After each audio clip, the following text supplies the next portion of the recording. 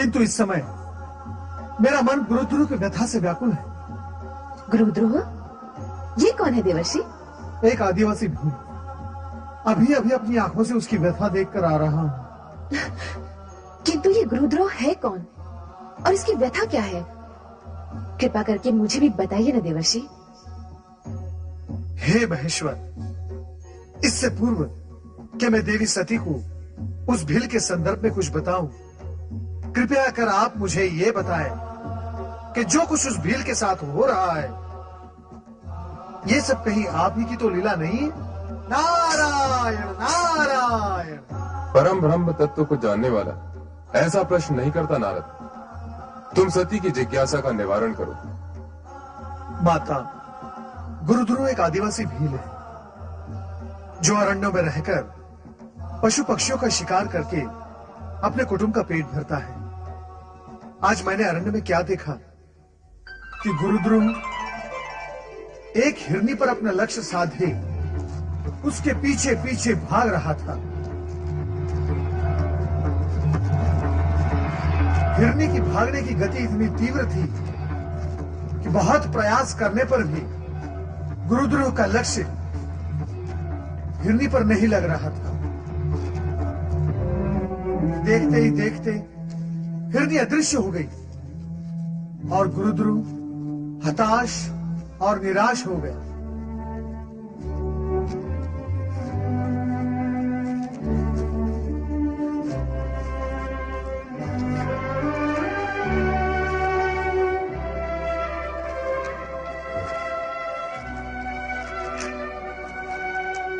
न जाने हिरनी किस दिशा में चली गई है। इस पेड़ पर चलकर देखता हूं।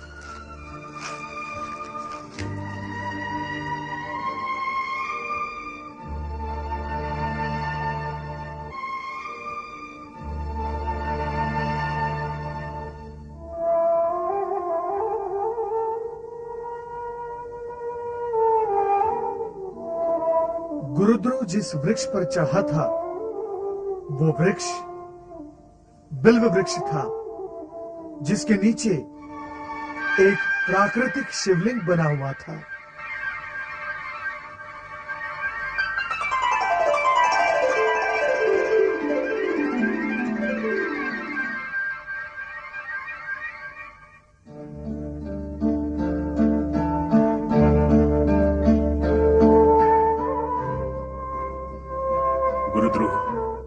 तू इस निरीह प्राणी के प्राण क्यों हरना चाहता है?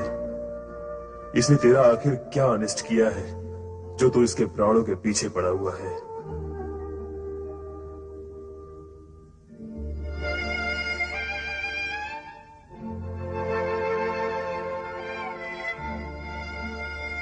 मैं जानती हूँ आपका छोड़ा हुआ तीर लक्ष्य तक पहुंचकर खाली हाथ नहीं लौटता, किंतु आज मुझे देखने के पश्चात भी आपने तीर नहीं छोड़ा। आप किसी दुविधा में हैं और मेरी मृत्यु की घड़ी टल चुकी है।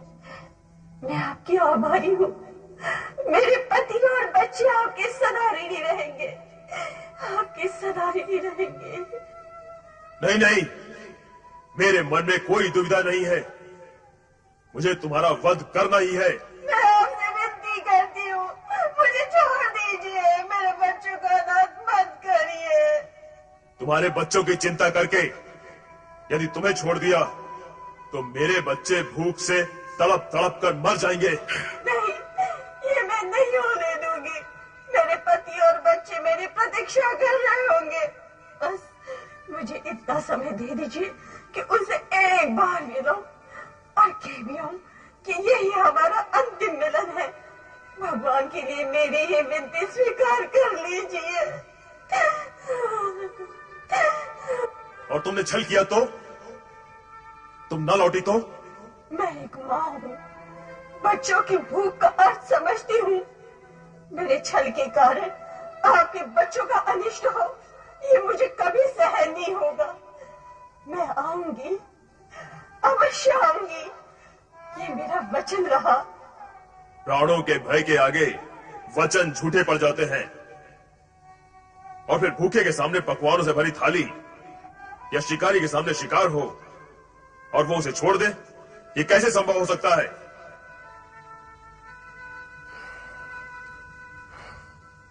समझ में नहीं आता कि मैं क्या करूं। तुम रो रही हो? नहीं, मुझे तुम पर दया आ रही है। दया?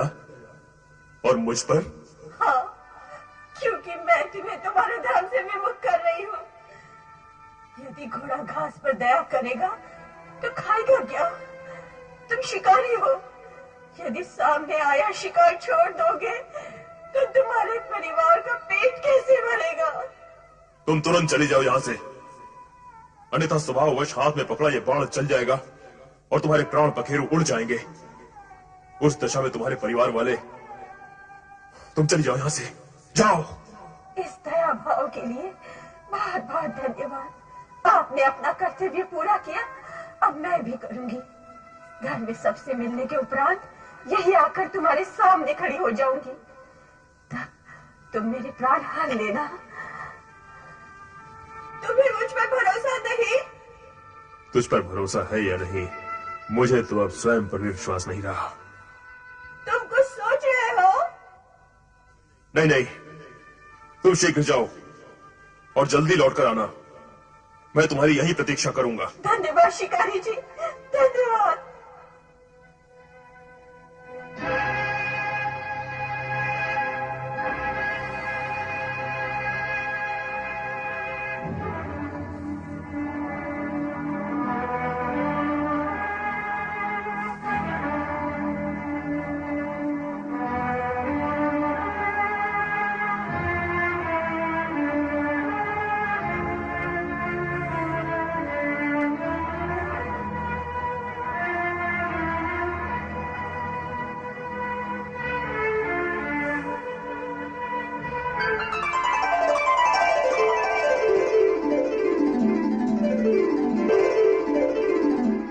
कुछ समझ में नहीं आ रहा मैं क्या करूं। ये मेरे मन को क्या हो रहा है?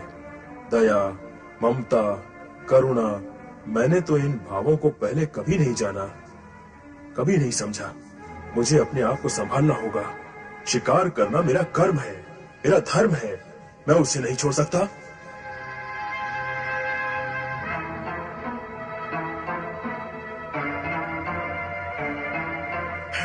नहीं नहीं, मुझ पर दया करो। मैं तो यहाँ अपनी बहन को ढूंढने आई थी। वो घर नहीं पहुँची। उसका परिवार उसके लिए बहुत चिंतित है। चिंता मत करो, अब तक तो वो घर पहुंच गई होगी और कुछ ही देर में पुनः यहाँ आती होगी। तब मैं उसका शिकार करूंगा, किंतु उससे पहले। नहीं नहीं, मुझे छोड़ दो। अच्छा, इतनी ही देर के लिए छोड़ दो कि मैं घर जाकर देख आऊं मेरी बहन पहुंच गई अथवा नहीं। मैं वचन देती हूँ, कुछ ही देर में मैं स्वयं तुम्हारा बाण खाकर प्राण त्यागने के लिए तैयार होकर आऊंगी। कृपया मुझ पर विश्वास करो। चलो ठीक है, मैं तुम्हारी भी प्रतीक्षा में यहीं बैठा रहूंगा।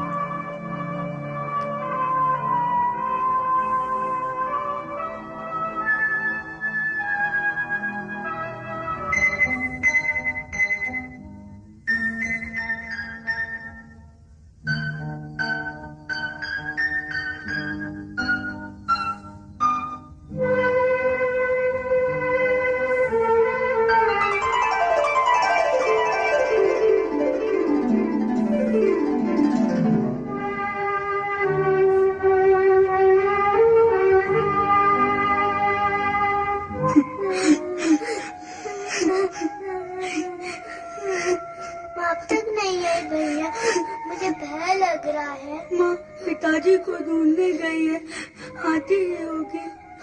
भूख लगी है। भूख तो मुझे भी लग रही है। बड़ी भूख लगी है। माँ माँ माँ माँ माँ, पिताजी नहीं आए। पिताजी कहाँ गए? पिता पूरा वन छान मारा, उनका पता कहीं नहीं लगा। मुझे तो शंका है कहीं तो शिकार न बन चुके हो। नहीं माँ, नहीं, ऐसा नहीं।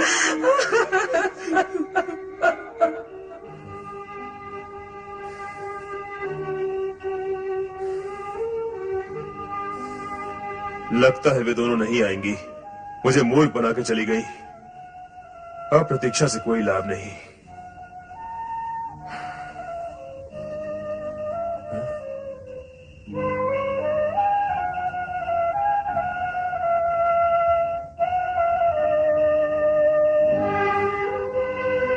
नहीं, मुझे मत मारो।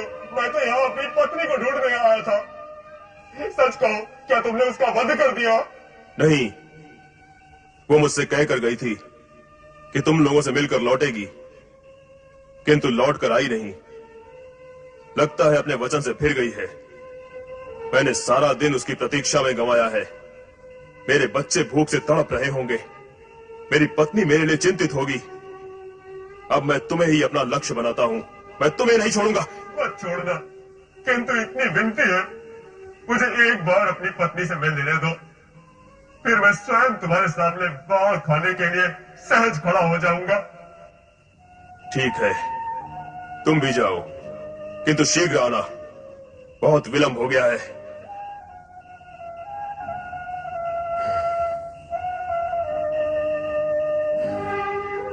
अब और प्रतीक्षा नहीं की जाती मुझसे।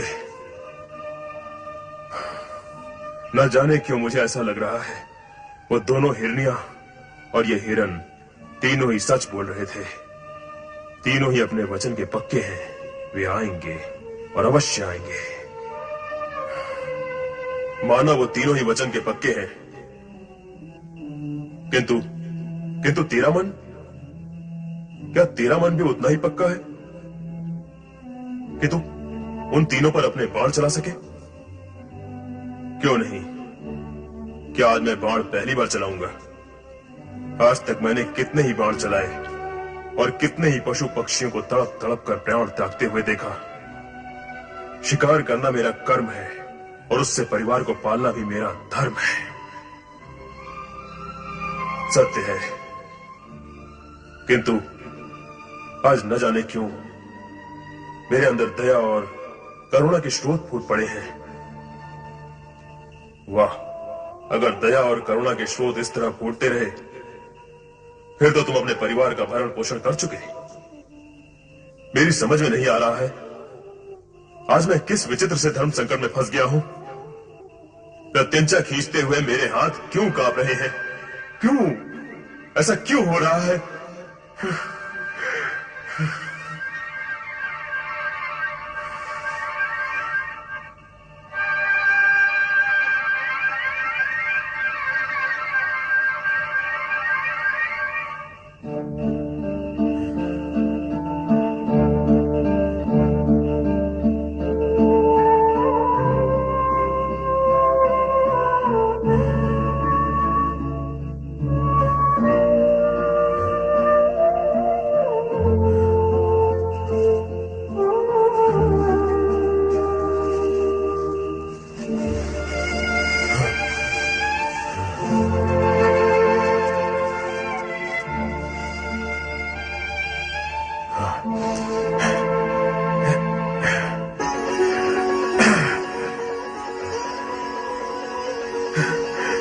प्रभु, आप, प्रभु, प्रभु,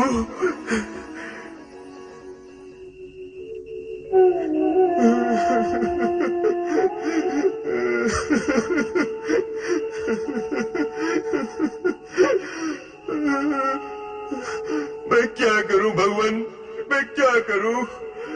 निर्दोष जीवों की हत्या करना मुझे अच्छा नहीं लगता, परंतु अपने परिवार का भरण पोषण करने के लिए मुझे ये पाप भी करना पड़ता है। अब आप ही बताइए प्रभु, मैं क्या करूं?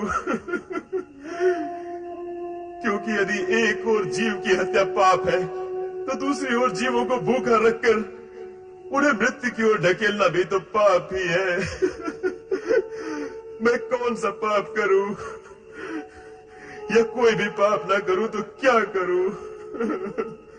मेरा मार्गदर्शन करिए भोलेनाथ, मेरा मार्गदर्शन करिए।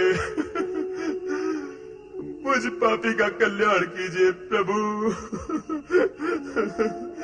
वो भील आंसू बहा बहा कर आपको पुकार रहा है, आपकी सहायता मांग रहा है। उसकी व्यथा का अंत कीजिए महादेव, उसका मार्गदर्शन कीजिए। देवी सती, तुम्हारा इस विषय में क्या विचार है? अपने कर्म को विसार कर, अपने परिवारजनों को कष्ट में डालकर क्या वो भील ठीक कर रहा है? वो स्वयं कुछ नहीं कर रहा है स्वामी। उसके स्पर्श से अनजाने में जो बेलपत्र आपके लिंग पर गिरे हैं, इसी कारण उसका हृदय परिवर्तित हो गया है। वो क्रूर से दयालु बन गया है। वो विवश कहीं का नहीं रहा। देवर्षि उचित कह रहे हैं प्रभु, अब आप ही उसका मार्गदर्शन करें और उसे धर्म की राह पर लगाएं।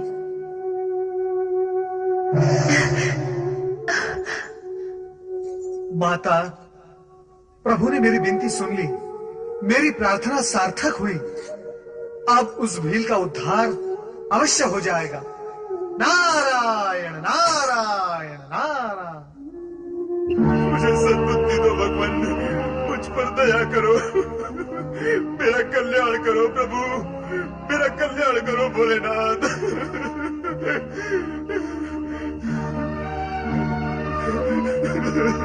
हम अपने वचन के अनुसार यहाँ आ पहुँचे हैं। अब तुम अपना बाण उठाओ और अपने कर्म का पालन करो। ऐसे क्या देख रहे हो? बाण चढ़ाओ, चढ़ाओ बाण।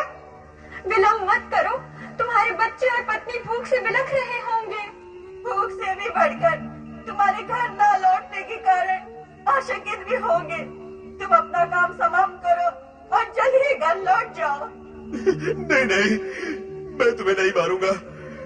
मुझे अपने परिवार का भूखा मरना स्वीकार है, किंतु तुम निर्दोषों की हत्या करना नहीं, कदापि नहीं, कदापि नहीं।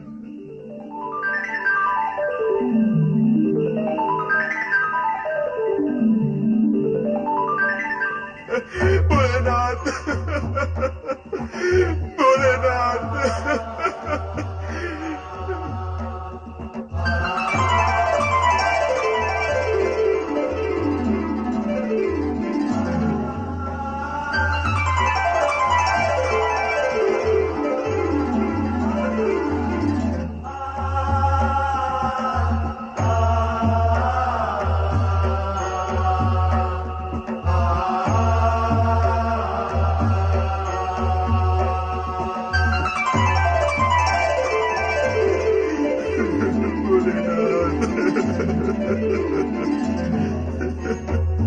उठो वत्स। गुरुध्रुव, उठो।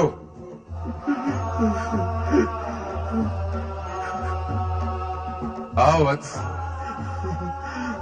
प्रभु प्रभु प्रभु प्रभु प्रभु, मुझे धर्मी को आपने साक्षात दर्शन दिए। इस हत्यारे पापी पर इतनी कृपा क्यों? मैं इसके योग्य नहीं प्रभु, मैं इसके योग्य नहीं। गुरुध्रुव, हत्या करना पाप है, किंतु कर्म नहीं करना भी तो पाप है। और तुम्हारा तो कर्म ही ऐसा है जो तुम्हें न चाहते हुए भी पाप का भागी बना देता है। किंतु आज से तुम्हें ऐसा काम नहीं करना पड़ेगा जो तुम्हें पाप और आत्मग्लानि के बोझ तले दबाता जा रहा है। प्रभु, किंतु इतनी कृपा मुझ जैसे दीनहीन व्यक्ति पर क्यों? क्यों प्रभु? आज महाशिवरात्रि है। आज के इस पावन दिन बिल्व पत्रों से मेरी पूजा करने के पुण्य के फल स्वरूप तुम्हारा यह कायाकल्प हुआ है। और तुम तीनों ने आज के इस पावन दिन अपना दिया हुआ वचन पूरा कर दिखाया। ये देवी रूप उसी का फल है। तुम्हें मृग योनि से अपनी स्वाभाविक दिव्य योनि प्राप्त हुई। ओम नमः शिवाय। पिताजी, तुम सब इस रूप में? ये सब तुम्हारी भक्ति का प्रसाद है। आज महाशिवरात्रि के दिन मेरी पूजा करने के फलस्वरूप तुम अपने पूर्व पापों से मुक्त हो गए हो और श्रृंगवेरपुर के राजा बन गए हो। मैं और राजा? हाँ, अपने परिवार सहित वहां जाकर शिव आराधना को मन में उतारकर राज सुख का उपभोग करो। त्रेता युग में विष्णु के अवतार भगवान राम से तुम्हारी भेंट होगी और तुम उनके उत्तम मित्र के रूप में जाने जाओगे। जो आज्ञा भगवान शिव शंकर, जो आज्ञा। तुम तीनों दिव्य धाम के लिए प्रस्थान करो। जो आज्ञा प्रभु। गुरुध्रुव, महाशिवरात्रि के दिन तुमने शिव आराधना करके शिव भक्तों के अध्याय में अपना नाम अमर कर दिया है। जो भी शिव भक्त महाशिवरात्रि के दिन तुम्हारी ये कथा सुनेगा उसे वो सारे पुण्य प्राप्त होंगे जो तुम्हें हुए हैं। कल्याण भव।